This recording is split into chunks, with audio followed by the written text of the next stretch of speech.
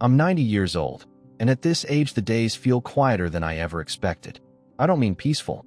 Quiet is different. It's the sound a house makes when there's no one left to fill it.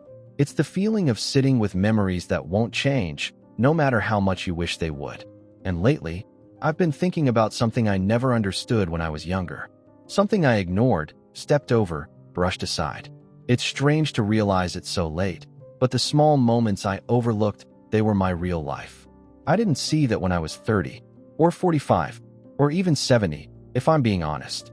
I thought life was the big things. The goals, the plans, the milestones. The work that needed finishing. The responsibilities stacked on top of each other. I thought I had to keep moving, keep doing, keep earning my place in the world. And I wasn't wrong. But I wasn't right either. I didn't realize how many small things I walked past while I was focused on the larger picture. You don't feel the loss at first. Not when you're young. Not when you believe there will always be more time. These days I sit in an old wooden chair by my window. I watch people on the street. Couples walking. A father lifting his child into a car. A woman laughing into her phone. Nothing remarkable. Just tiny, ordinary scenes. And I find myself wondering how many moments like that I rushed through. How many times I told someone, not right now, because I was busy with something that seemed important. I remember my late wife, Anna. She used to stand in the kitchen doorway when I came home. She'd say, "Tell me about your day," with this little smile that said she'd been waiting. And I'd give her the short version. Busy, I'd say. A lot to do. Then I'd go wash up or sit down with the evening paper. I didn't mean to push her aside. It felt normal. I told myself I'd talk to her later. After dinner. After the weekend. After things slowed down. Things never really slowed down. I wasn't a bad husband. At least, I don't think I was. I provided. I kept the house in good repair. I showed up when it mattered. But I didn't understand that what mattered wasn't always the things I thought were important. It was the smaller things she offered me every day, the ones I said I'd get to later. Later doesn't always come. When I look back, I can't remember most of the big work deadlines I met. I can't recall the reasons I stayed late or the projects I insisted had to be perfect. But I remember the evenings when she made tea and waited for me to join her. I remember her asking if I wanted to take a walk after dinner. I remember the way she'd sit beside me on the couch, close enough that our shoulders touched. I remember saying, "Maybe tomorrow." I didn't understand how heavy those words can become once tomorrow stops arriving. I think about my children too. When they were young, they were always asking me things. "Dad, come look at this. Dad, watch me. Dad, listen." Innocent little invitations. I didn't ignore them, not exactly. But I didn't give them as much attention as I could have. I'd glance up from whatever I was doing. Usually paperwork or trying to fix something around the house. And I'd say, "Just a minute." And then that minute would turn into 10. Then 20. Then the day would be gone. Kids grow quietly, almost secretly. One year they're tugging at your sleeve. The next, they stop asking because they've learned you're always busy. And you don't notice the moment that shift happens.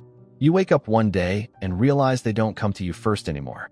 They found other people to share their little discoveries with. I didn't lose my family. Not in the dramatic sense. We stayed connected. We talked. We visited. But there's a difference between being present in someone's life and simply occupying space in it. I didn't see that difference until it was too late to change the shape of things. For most of my life, I believed the cost of my choices would reveal itself in obvious ways.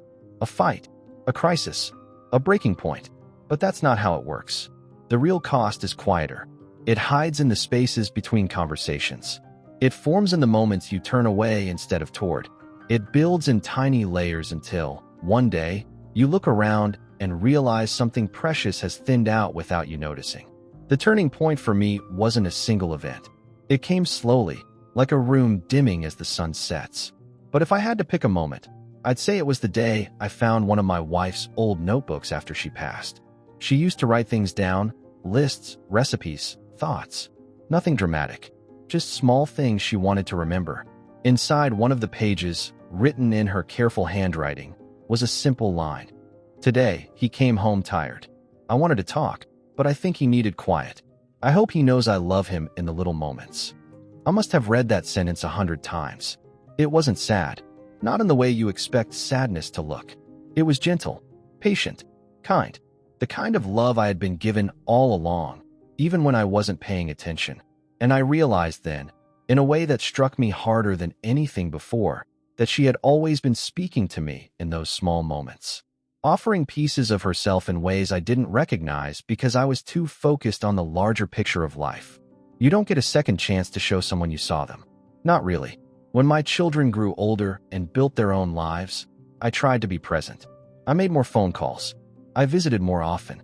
But you can't rewrite the early chapters once they're finished. You can add new pages, yes, but the foundation stays the same. And the foundation I gave them was a father who loved them deeply but didn't always know how to slow down long enough to show it. It's a strange thing to grow old. You start to remember differently. You don't think about accomplishments or failures. You think about faces, the sound of someone's voice, the feel of a hand on your arm. You think about mornings when the sunlight came through the kitchen window just right, and you didn't stop to appreciate how beautiful it was. You think about small joys, laughs at the dinner table, quiet car rides, the smell of pancakes on a Sunday. Moments that slipped by because you were certain there'd be thousands more. There aren't thousands. There are only the ones you notice. I spent so much of my life believing I had to build something grand. A career, a reputation, a sense of achievement. And while those things have their place, they're not what fill your heart when you're old. I don't sit here thinking about promotions or paychecks or the names of people who praised me for my work.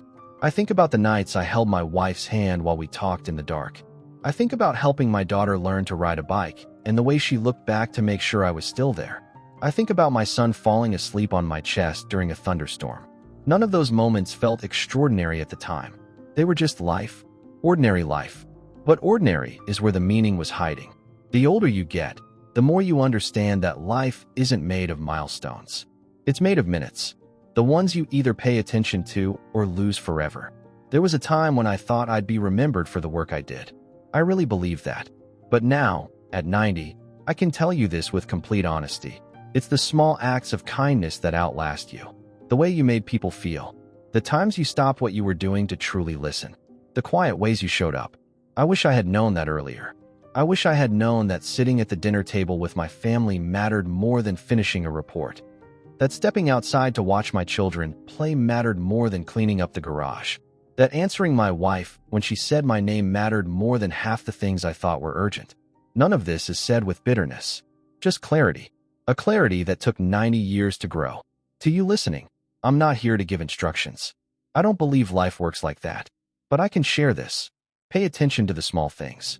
Not because they'll change your life in some grand way, but because they are your life. People think meaning hides in special occasions.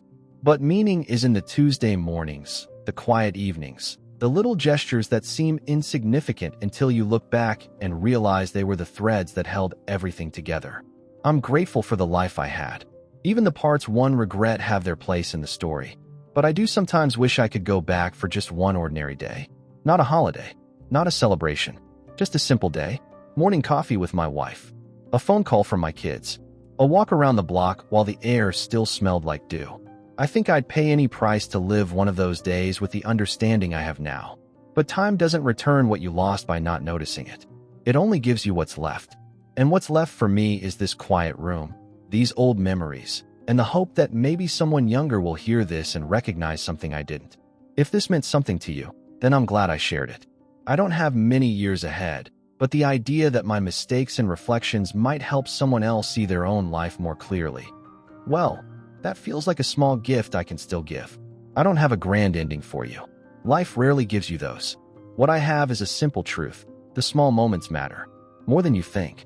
More than I ever knew. And if there's still time in your life to notice them, I hope you do. That's all.